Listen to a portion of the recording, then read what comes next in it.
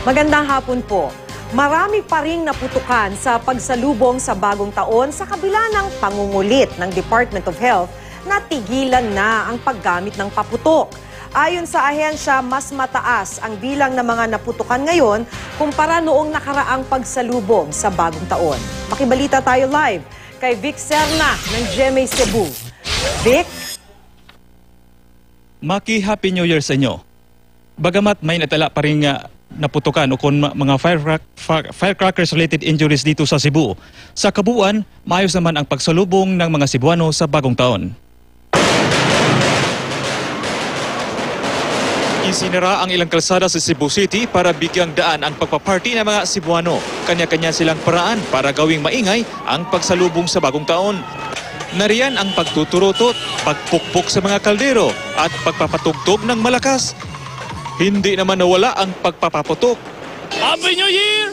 I love Cebu! Sa Cebu na ako titira! Wala sa Saudi! Happy New Year! Madugo naman ang sitwasyon sa iba't ibang ospital sa lungsod. Si Tomas Jimenez isinugod sa Vicente Soto Memorial Medical Center mula sa bayan ng Balamban. Halos maubos ang mga daliri ng kanyang kanang kamay dahil sa sumabog na whistle bomb. Grabe niya, kanang mo tingog ra ba? Kontin ra ba? Ang 9 na taong gulang ito, kinailangang putulan ng darili matapos maputukan. Nasabugan naman ng kwitis ang mag-inang Anisha at Alisa Abdullah. Kakain na sana sila ng medianoche nang may biglang pumasok na kwitis sa kanilang hapagkainan. Sa ubos na mo ba?